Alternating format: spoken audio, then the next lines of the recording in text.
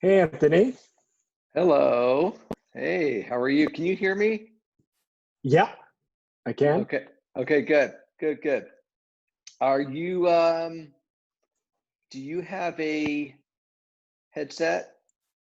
I Or do. I have okay. the Beats Pro uh, currently. Oh, nice. How do you like those? I really do. I had the AirPods first gen. I got the new ones. For some reason, my ear canals are shaped oddly, so they never fit. So these are Uh-huh. over the ears. So these are the only things I could really get Oh, so to. they wrap around. Yeah, they wrap around. They're really meant for like kind of running and jogging, but I just use them for work as well. Okay, great. Great, great. Well, thanks so much for being here. Yeah. Uh, why don't we, let's see, three, two, one. Okay, John, welcome to the show. Thank you for Uh, having me, Anthony. yeah, it's great to finally sit down, Zoom to Zoom, virtual to virtual face for now. So before we get started, I wanted to first actually thank you for your service. Well, thank you. To the country. I find this super interesting. You were actually a paratrooper, right? And Yes. you did missions in Egypt. Yeah. So 82nd Airborne, there's a rotation in the Sinai, actually. So right in between Egypt and Israel. And so we're Okay. there for 6 months. And it's kind of quirky. It's a multinational peacekeeping rotation there. And we were there with a battalion of Fijians and a battalion of Colombians. So that Wow. was, Wow. yeah, there were a lot of interesting stories I could share from that experience. um, that is impressive. Now, how many times would you say you've jumped out of a plane? I could count. There were about 35 jumps that I was involved Wow. in. Yeah. Jeez, that's a lot. Do you still parachute for fun? No. Yeah, No. you've had your share. Yeah, And I think I definitely got pulled in by watching one of those recruiter DVDs, and mhm. I picked the MOS, which is 11 Bravo, 1 Papa, for based on that DVD. I thought it looked super exciting, but kind of regretted my decision after the first jump. But it Oh is my what it God. is. Yeah. Well, still, I mean, not many people do that. Not many people serve. So thank you again for doing that.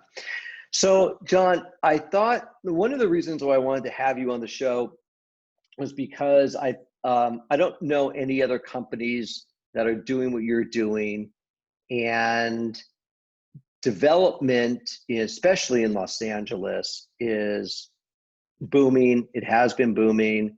It's going to continue. And we're seeing a tremendous transition from old properties, old land, and into new opportunities.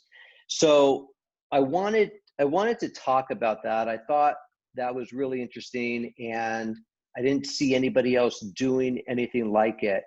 Development in Los Angeles is very complex. It's very complicated. It's a very long process. It's very bureaucratic. And I personally, I work with a lot of developers. I work on development deals myself. So I'm familiar with it to a certain regard. I'm not a developer, I will say. I've never developed anything, but I've been through the process with clients of mine. So I wanted to ask first, where did this idea for brick and work come from? Yeah, so I started off my career as a mortgage loan broker, but eventually I got my broker license. I also did some real estate transactions here and there for just clients of mine that were my borrowers. But eventually, I had clients kind of stump me years back when they were in the middle of an escrow for 3 lots attached in Koreatown, and they had asked me, hey, so there's this kind of development boom going on even within Koreatown. So they had asked, what do you think a developer would kind of value or pay for these properties if we went ahead and entitled them? And so that question led me on to kind of this path where I didn't know. And so the first thing I did was reach out to consultants. So I reached out to an architect, and land use consultant, Alex Irvine, who eventually ended up being my partner, and kind of a financial guy as well. So we got them all in a conference room, and you know, obviously all of them require a retainer and kind of an engagement to kind of get to that answer. And that answer was too open-ended, was what we realized after that meeting. Was you kind of have to know specifically what you're looking at as far as the development is concerned to then get a better idea of what that would be worth to a different developer. So I just felt that that was, and the cost I think was probably upwards of tens of thousands to kind of engage everybody to get to that answer. And so I, you know, after that meeting, I just felt that there was kind of this void or this lack of an ability to get this answer quickly. That's it, just the initial due diligence, if that makes sense. So, you know, my clients weren't necessarily going to build it, so they didn't want to take, you know, this all the way down to that path, but they just kind of wanted to roughly know, you know, what are the metrics, what am I looking at, what can you build? And so, yeah, that really started the journey. And obviously I had a follow-up meeting with Alex, and we kind of shared the same idea, but on different perspectives. I was more on the broker end, and my partner Alex was more on the developer end, where his clients kept, you know, pinging him and saying, okay, Alex, you know, you're working on this one project. For me, it's going great, but I have like 3 others that I'm considering. Can you give me your quick analysis on it? So obviously he wanted to kind of create some sort of website or ability to tackle those requests as they were kind of interrupting what he was doing, which is really getting that project fully entitled with the city. Right. And how long have you guys been at it now? I would say about getting close to 2 years. Okay, 2 years. And what kind of results have you guys seen? 'Cause the last 2 years have been pretty good. I mean, everything's been pretty good pre COVID. So what kind of results have you guys seen, and who do you find is using it the most? Great question. So I think in the beginning, we obviously did pick up some early adopters and some top producing teams and different brokerages all around kind of Los Angeles. And we initially focused on the city of Los Angeles, and then gradually started to expand that out to different municipalities. Now we cover all of Los Angeles County, Orange County, and looking to expand to San Diego. But we built this for brokers because, you know, my thought process behind that was, you know, obviously developers know this, but this is kind of a shortcut for developers. So it does provide somewhat of value, but I just felt that the brokers were the ones that were involved in prospecting to find sites and assemblages for developers, or they had listings that they needed information to market toward developers. So I just felt that the adoption and also the value add was going to be more toward brokers. So we, you know, kind of had to pivot. I went out to residential brokerages thinking that they might want this information, easy access to kind of start to dabble in commercial real estate. But I think I held a couple lunch and learns, got glazed looks, and just scratching of the head. And so we kind of pivoted and said, okay, this is more in the realm of commercial real estate than residential. And so, yeah, and then I guess up until this point, we picked up, you know, even more, you know, top producing brokers. And then developers started even forwarding emails. So, you know, the developers are always getting emails on properties for development sites, but for them, they found value in Brickwork so that they were forwarding me an email going, hey, I need Brickwork reports on, you know, this listing that this broker is pitching me or emailing me. So then those brokers were like, what is Brickwork? So that kind of started to snowball. And Okay. but yeah, so that's kind of been the progression. So John, so somebody, I'm a listing broker, for example, and I see this property and I realize gosh, this could be a good development site. So I call you up, say, Yeah. John, here's my property, 123 Main Street, and what could be built here? Is Mhm. that what I say to you? And then what do you turn around to me, and in how many days? So we stick to one business day. I think kind of my partner's staff or that my partner's firm is also kind of supporting the requests. And we picked up some more analysts. So about one business day. What the report covers has been a work in progress. So we initially wanted to provide some quick calculations, floor area ratio, your net buildable envelope, how many stories, what parking, and is this within a transit-oriented community zone, TOC, or would it default back to the state's density bonus program? But we've progressed. So I think a lot of the top producing brokers started to ask more and more questions, wanted more involvement because what they were facing were developers now interested in their properties, but had a whole host of land use questions, right? Mm-hmm. And so we started fielding those questions. We started getting on conference calls with those developers to answer those questions. So we're kind of delivering more than the initial land use report. We're also providing some consulting behind that. And obviously, yeah, that's for the pro members, which just has been geared more toward commercial brokers, where it's a paid subscription, a $250 a month to be a part of that. Right. So if you're selling old property here in I don't know what any county, Orange, LA, San Diego, they should look at this, give you a call, and see what other potentials are here besides just what the existing use is. Is that correct?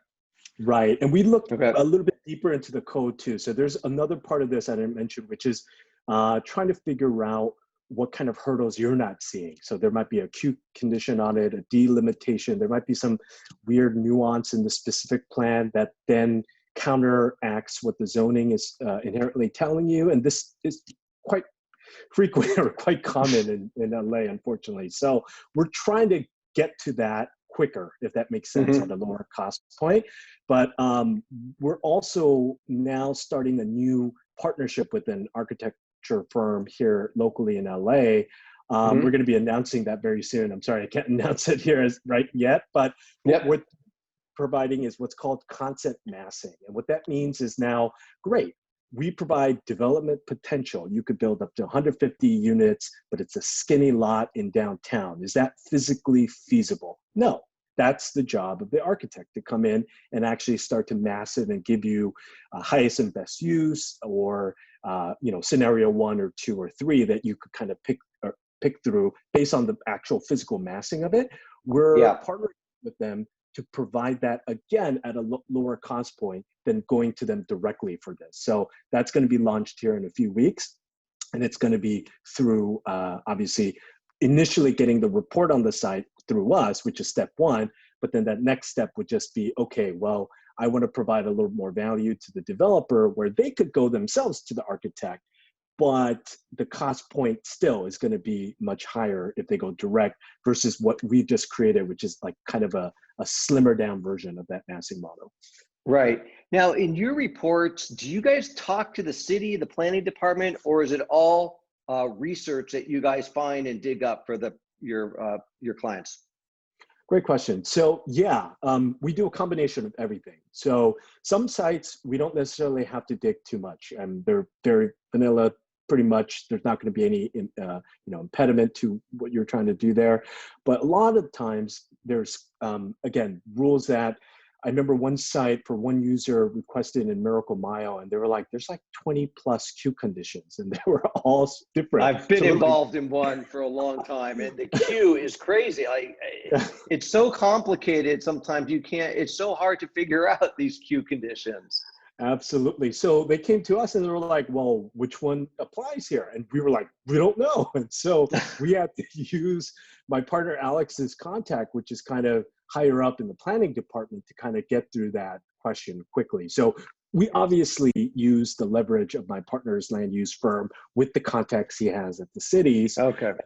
A lot of them are also ex-city planners. I realize that when you have that kind of call by someone that worked exactly where you're at, it's just way faster to get to that answer than if you were some outside party trying to reach them directly. For sure. So, okay, couple questions. What would you recommend to prospective developers in California, for example? What's your take on the development landscape, going forward? Yeah. So we are in constant contact with developers right now because we're now starting to create a plan for them to come in, and they really want off-market properties. But then we also pull them and say, okay, well, what are you looking for post like this pandemic, right? What kind of verticals or redevelopment? And some of the developers have shared, well, this is the perfect time to redevelop, right? That's just, unfortunately, there are some sectors that aren't going to be performing, and that's actually probably going to come to head more early next year than it is currently. And so, retail shopping strips with small businesses that aren't, doing so well, or restaurants, or they're not, anchored by national chains, are going to be probably at some owner's portfolio not performing and at the bottom. So they're going to be looking at highest and best use. And obviously the developer is going to want to try to joint venture with them, or just look at that site as an outright sale.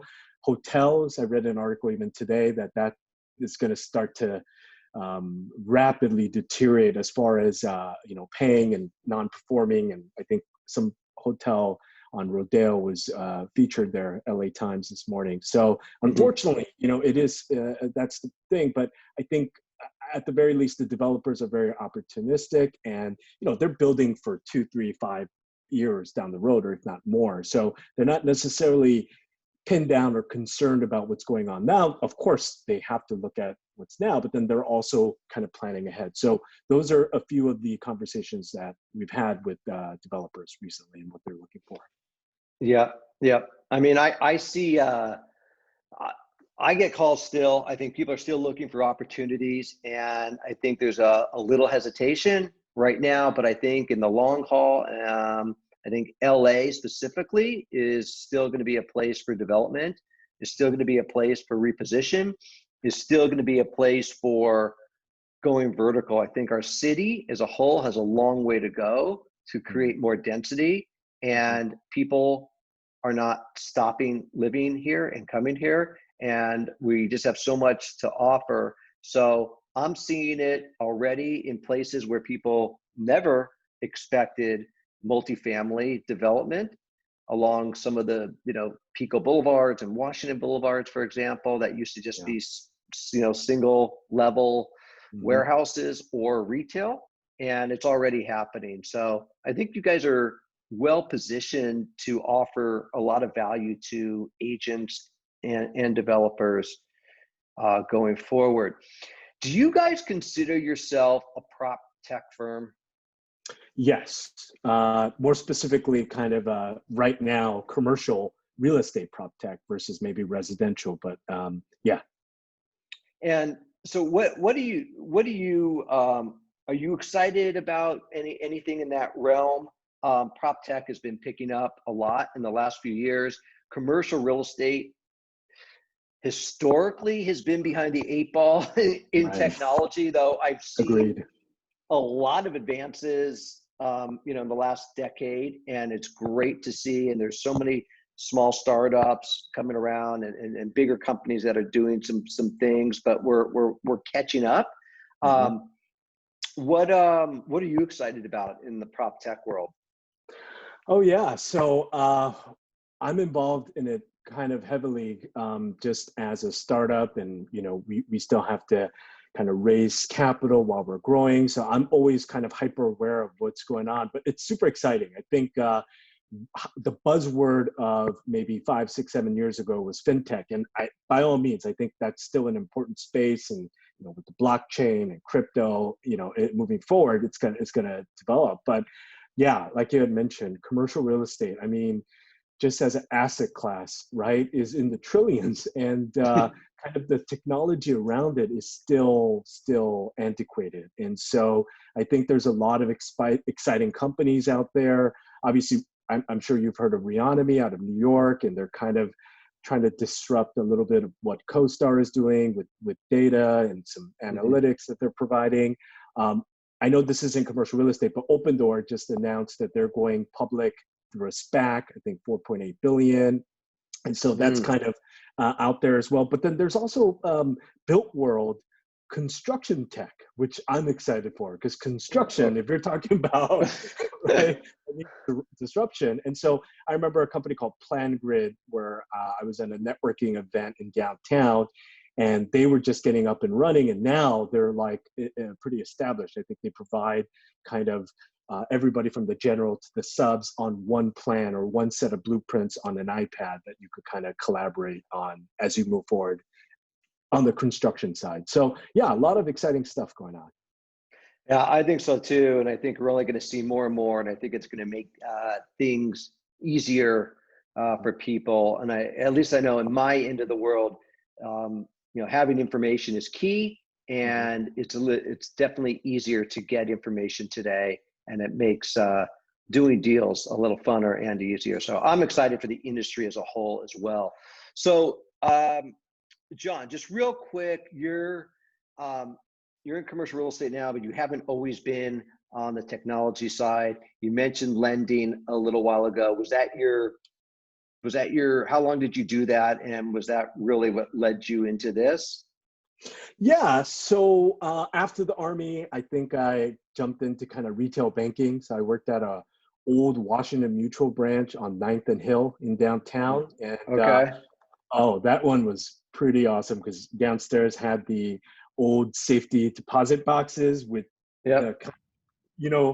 so yeah, I started doing that, and then I got into mortgages, and I still do loans, and definitely commercial, residential, that kind of stuff. But I think more than kind of what I was doing, I think I adhered to kind of working for the client, and I was always kind of trying to evolve and get a little better. So mortgages where I started with, and then I started trying to understand commercial, and commercial definitely was more difficult to understand, because there's so many facets with kind of the lending industry. Is it owner occupied? Is it investment? And then you have obviously Fannie, Freddie's that provide multifamily loans on that space, and then you have higher up on the capital stack. So that was all interesting and fascinating. But eventually, I think development, one of the reasons why was based on trying to come through for a client, but then beyond that, obviously the ripple effects it has with kind of the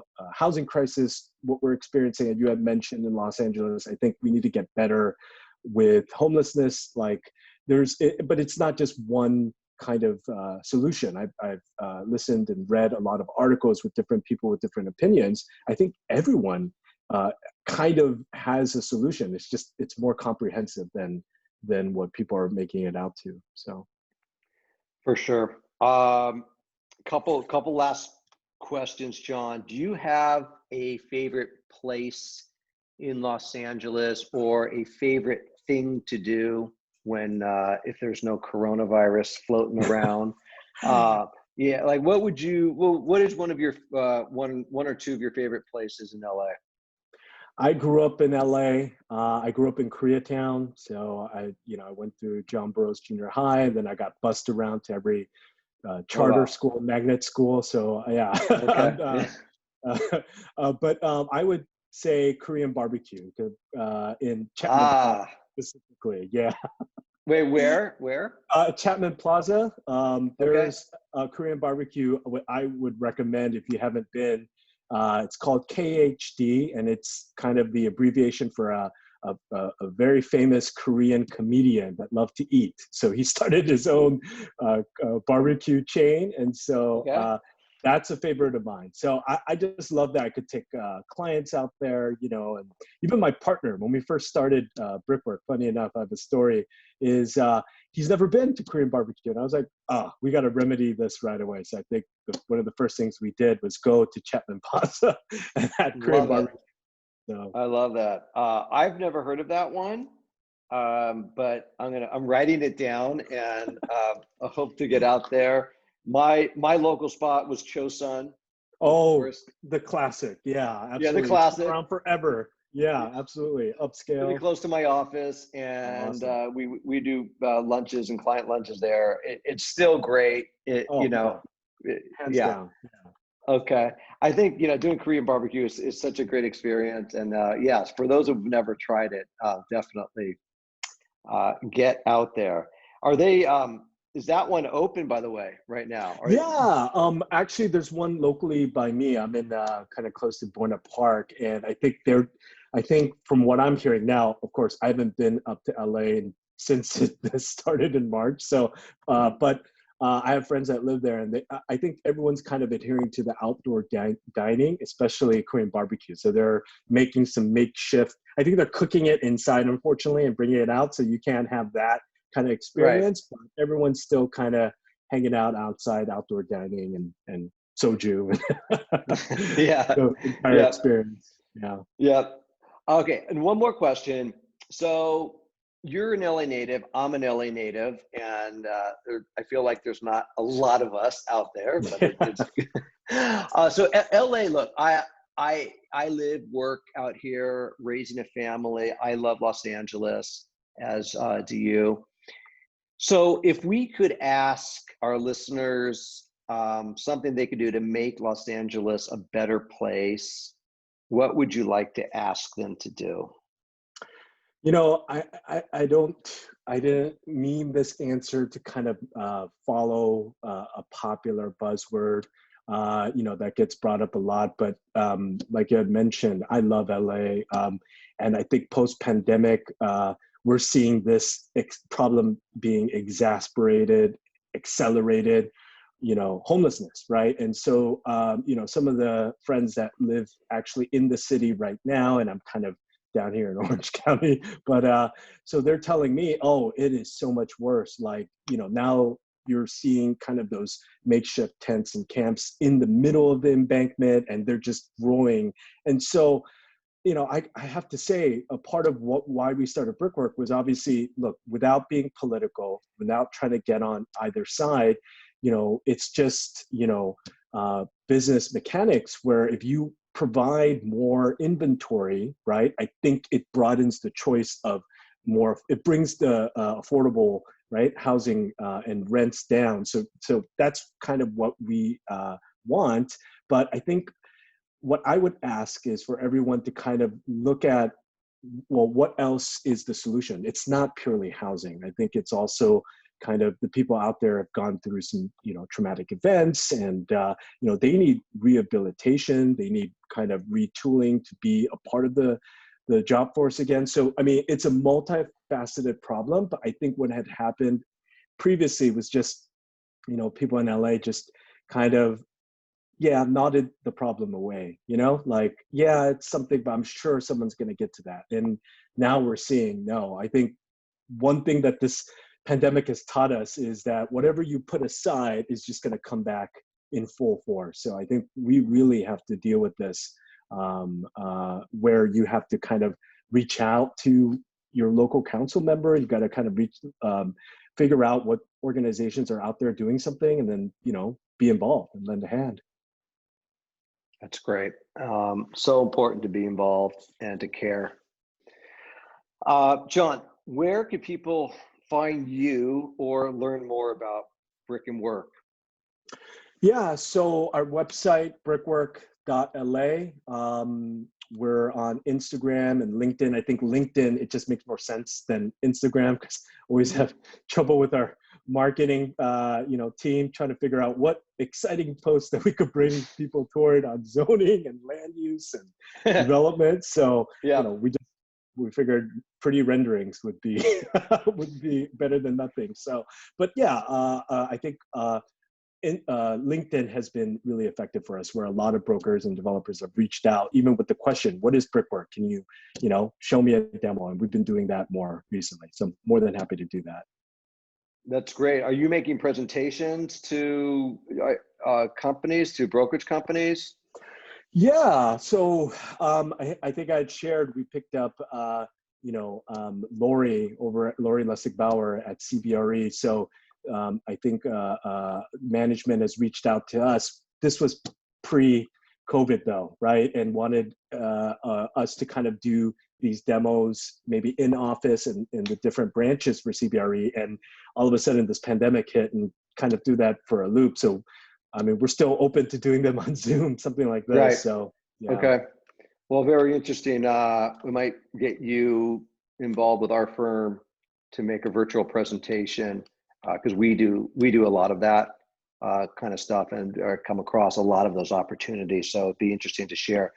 John, any final words that you want to leave the audience with?